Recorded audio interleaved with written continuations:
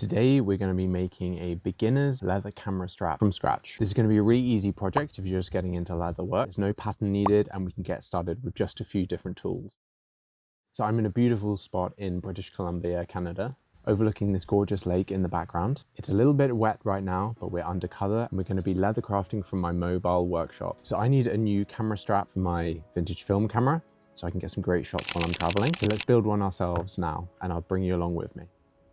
So there are 4 beginner-friendly hacks that we're going to be using today. So number 1, using pre-cut straps. You can buy these online at any major leather store. We're then going to be using these easy, quick-release camera connectors that you can buy on Amazon.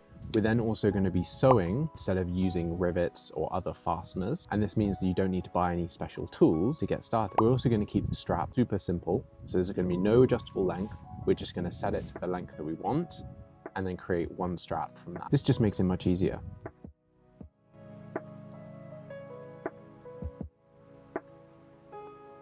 So we're going to start with a sharp blade by first stropping. Then we're going to shape the ends of our strap. So I'm going to do something like an arrowhead style, just taper the ends down. Next, we're going to bevel and burnish the first 6 inches of each end. So check out the link in the description or up on the video now for my ultimate edge beveler sharpening guide. Then what you want to do is bevel both the flesh and grain side. Then once you've beveled, I'm going to be burnishing with some toconol and my wood slicker.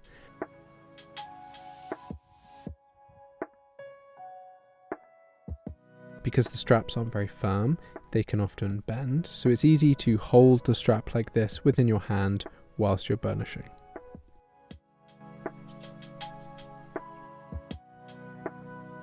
So the next step is to work out the placement of the end of the strap. So we're going to be using a cross stitch today. So what I'm trying to do is just work out exactly where to start and end that cross stitch, making sure we leave a gap for the quick release connector. So I'm going to lay it down a distance that seems reasonable and then mark out on the flesh side the extents for my glue. I'm then going to do this on the reverse flesh side of the other part of the strap, and then you'll have 2 sections like this, denoted by these lines that you've marked, that will show you where you need to glue to. I'm going to be using a leather cement, so I'll apply this not too much, but I want to have a nice consistent amount throughout. Then you wait for it to dry, get tacky, or if you're impatient, you can set it on fire. But obviously be careful. If you got any value out of this video, please like it. Please subscribe for more videos in the future. And let me know down in the comment section what you would like to see next. Your support really helps me to continue making these videos.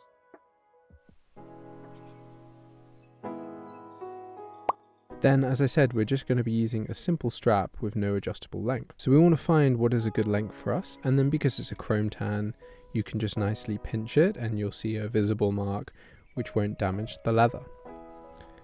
So on the end that I've already glued, it goes about 3.5 inches from the end of the quick release connector.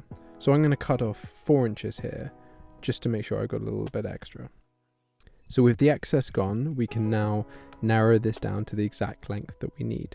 So using the other end as an example, I want to cut off and make them exactly the same. So I'm going to make a couple marks on the chrome tan here, and this allows me to then know exactly what shape to make the end in so that it matches perfectly with the other end of the strap. Again, we're now just going to neaten up those ends, bevel both sides, and then burnish.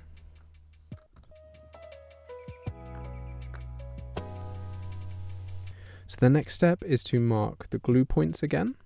So looking at our previously glued end as an example, we'll mark those up onto the flesh side, apply the contact cement, wait for it to dry, and then push together. So I've got a 3/4 inch strap, and what I'm doing here is just working out how wide I should set my wing dividers. Now I want 2 lines to be drawn onto each end of the strap, so that it seems reasonable if you were to do a cross stitch between them. So I've kind of just split it up into 3 sections like this. Today I used a 1/4 inch for my distance, but you can vary this, it's completely up to you. Then with my stitching chisels, I'm going to line these up onto the stitch lines that I've already drawn and do this on both ends of the strap. So you'll have 4 individual stitch lines.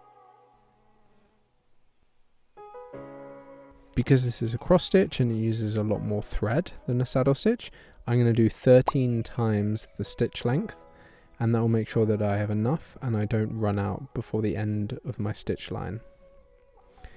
I'm then just going to continue with a cross stitch starting on the exterior face so that I get only visible crosses on the outside and then the horizontal bars on the inside.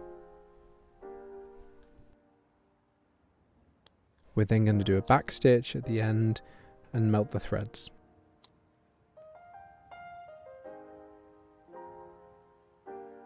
So we've done one end of the strap, we're then going to do the exact same on the other end.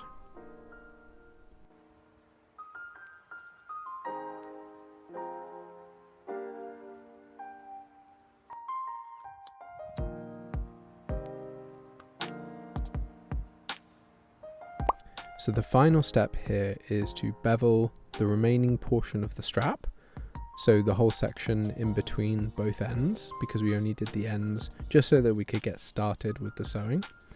So I'm going to bevel all edges, both flesh and grain, and then burnish with token oil and my wood slicker. And that's it, you're done. Thanks very much for watching, I hope you enjoy your strap.